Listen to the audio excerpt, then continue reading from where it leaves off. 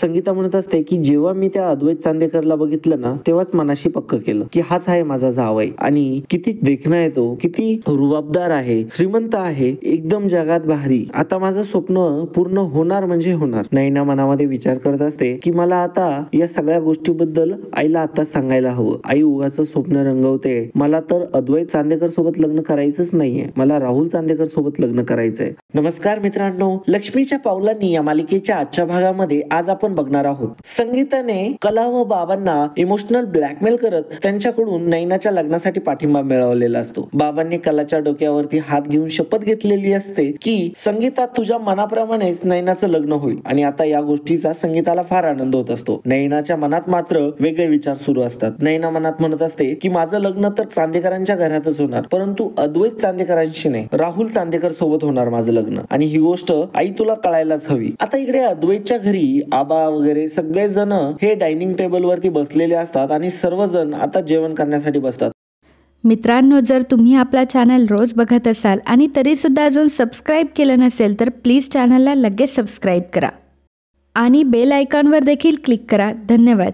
आणि आता तेवढ्यातच तिथे प्रदीप येतो आणि आता आबा विचारत असतात, अरे प्रदीप तू तर 2 दिवसांनी येणार होतात ना? तेव्हा प्रदीप म्हणतो की हो, पण झालं माझं काम त्यामुळे आलो मी लवकर. का बरं विचारताय? काय हरकत आहे का कोणाला? आता अद्वैत बोलू लागतो की हरकत का असेल बाबा मला, परंतु तुम्ही जर लवकर येणार होता तर तुम्ही कळवायचं होतं. आज नैनाची आई आली होती आणि तुम्ही जर असतात नाही तर बरं वाटलं असतं आम्हाला. परंतु एक सेकंड, नैना कोण आहे हे माहितीये का तुम्हाला? सरोज आता अद्वैतला शांत करत असते, परंतु अद्वैत काही ऐकण्याच्या मूड मध्ये नसतो. त्याला फारच दुःख होत असतं. प्रदीप मात्र म्हणत असतो की मी आज जरी आलो असलो तरी माझा हा प्लॅन खूप आधीचा होता. माझं एक्झिबिशन खूप महत्वाचं होतं आणि तिथे काही लोकांना भेटणं मला फार गरजेचं होतं. अद्वैत म्हणत असतो की आय एम शुअर ते तुमचं भेटणं खूप इम्पॉर्टंटच आहे, परंतु तुमच्या मुलाच्या लग्नाची बोलणी त्या महत्वाच्या माणसांना तुम्ही नंतर देखील भेटू शकला असता. पण मुलाचं लग्न तर एकदाच होणार आहे ना बाबा. अद्वैत आता खूपच जास्त रागावलेला असतो. तो म्हणत असतो तुमच्या प्रायोरिटी नेहमी ठरलेल्याच असतात, परंतु त्याच्यामध्ये आम्ही कुठे आहोत हे मला कधी दिसलंच नाही. परंतु तुम्ही जर आज असतात तर बरं वाटलं असतं आम्हाला. पण आता इथून पुढे जर काही करायचं जर असलं तर तुमची अपॉइंटमेंटच ठरवून घेऊ. तेव्हा प्रदीप म्हणतो की हे अतिशय उत्तम होईल. नाही म्हणजे मला व्यवस्थित प्लॅन करता येतील ना त्यावरती. तेव्हा अद्वैत म्हणत असतो माझ्या शाळेचा पहिला दिवस ते माझ्या बिझनेस कन्व्होकेशनचा लास्ट दिवस, या दिवसापर्यंतचे सगळे दिवस आपल्याला पहिल्यांदाच माहिती होते. परंतु तुम्ही कधी आला त्याला? माझ्यासोबत फक्त माझी आई होती, एकटी आई आली होती माझ्यासोबत. परंतु आता तुम्ही लग्नाच्या डिसिजनच्या वेळी तरी असायला हवं होतं. प्रदीप म्हणत असतो अरे माझ्या कमिटमेंट.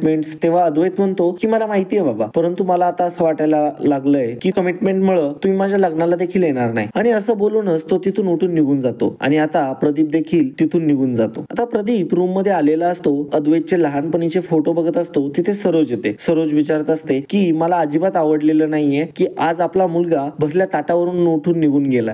सरोज आता प्रदीपला समजावून सांगत असते त्याला तुमची आता गरज आहे. इतर वेळेस मी वडिलांचा रोल निभावला, परंतु आता त्याला खरी गरज आहे आणि तुम्ही जर त्याच्या सोबत नसाल तर त्याला वाईटच वाटणार आहे आणि त्याचं काय चुकलो. तेव्हा प्रदीप म्हणत असतो की तुला काय वाटतं मी प्रयत्न करत नाहीये का? मी अजून काय करू? तेव्हा सरोज म्हणत असते अहो तुम्ही त्यांच्यासोबत संवाद तरी साधा, निदान बोला तरी त्याच्याशी. एक वेळ अशी येईल ना जेव्हा तुम्हाला त्याची गरज असेल, परंतु त्याचा हात कधीच निसटलेला असेल तुमच्या हातातून आणि ही वेळ जाण्याच्या आधी तुम्ही तुमच्या गोष्टी सांभाळून घ्या. आणि असं बोलून तिथून आता सरोज निघून जाते. प्रदीप मागे मनातच विचार करत असतो. आता इकडे संगीता झोपलेली असते आणि तिला घडलेला सगळा प्रकार आठवत असतो आणि तेवढ्यातच नैना तिथे येते. नैना आता संगीताला मिठी मारते आणि ती म्हणत असते की खरंच थँक्यू सो मच आई, तुझ्यामुळे कला आणि बाबा या लग्नासाठी तयार झाले. तेव्हा संगीता म्हणत असते की आईला कुठं थँक्यू बोलतात होय? संगीता म्हणत असते अगं नैना तुला एक गोष्ट सांगू का, मी तुझ्या लग्नाची जी स्वप्न आहे ना तू लहान असल्यापासून बघते. अगं तू एवढी होतीस ना तर मी तुझ्याकडे अशी तासन तास बघत बसायची. मी म्हणायची तुझ्याकडे बघून की इतकी सुंदर परी माझ्याच पोटी जन्माला आली काय.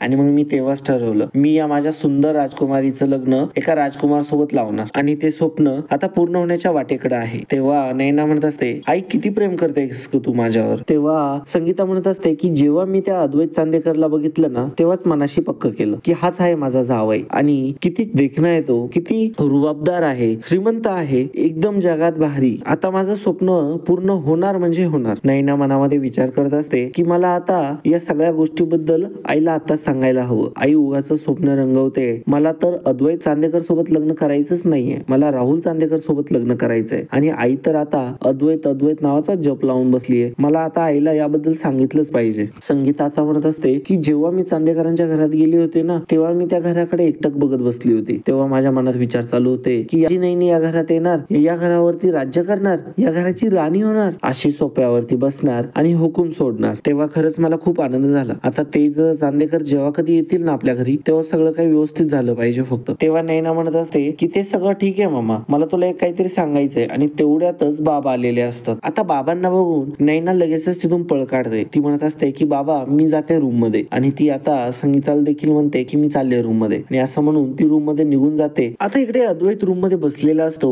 तो अक्षरशः रडत असतो. त्याला दुःख होत असतं. त्याचे बाबा त्याला अजिबात सपोर्ट करत नसतात. त्याच्या कोणत्याही गोष्टींमध्ये ते सहभागी होत नसतात. तेवढ्यातच सोहम तिथे येतो आणि अद्वैतला रडताना बघतो. सोहम अद्वैतला विचारत असतो की दादा तू रडतोयस का, तू बरा आहेस ना? तेव्हा अद्वैत म्हणतो की हो मी बरा आहे, मला काय झालं? तेव्हा सोहम म्हणत असतो की दादा तू रडतोय? तेव्हा अद्वैत म्हणत असतो बघ ना रे, म्हणजे जेव्हा जेव्हा आपण त्यांच्याशी बोलतो ना, तेव्हा तेव्हा मला असं वाटतं की आपण एका अनोळखी माणसासोबत बोलतोय. मला तर असं वाटतं कधी कधी की आपल्याला एखादा प्राइज मिळालं बाहेर, एखाद्या कॉम्पिटिशन मध्ये आपण जिंकलो आणि ते प्राइज आपण घेऊन आलो. आपल्याला बाहेर तर भरपूर कौतुक मिळतं, परंतु घरात आल्यानंतर ती ट्रॉफी जेव्हा एखादे बाबा जर असतील ते हातात घेत असतील आणि त्याच्याकडे बघून प्रेमाने शाबासकीची थाप जर पाठीवर मारत असतील तर किती भारी वाटत असेल ना रे. म्हणजे जग जिंकल्यासारखं वाटत असेल अगदी. आपल्या बाबतीत तर तसं काहीच नाहीये. आय एम सॉरी, परंतु मी हे कधी एक्सपिरियन्सच नाही केलंय. आता दुसरीकडे इकडे नैना मनाशीच बोलत असते की मला मम्माला राहुल विषयी सगळं काही सांगायला हवं, पण आता सांगायचं म्हटलं तर कसं सांगू? मला राहुल कडून तर असं काही प्रपोजल वगैरे डायरेक्टली आलंच नाहीये काही. आता मला राहुल कडूनच कन्फर्म करून घ्यावं लागले या सगळ्या गोष्टी. असं करू का, मी त्याला मेसेज करू? दुसरीकडे अद्वैत आता सोहमला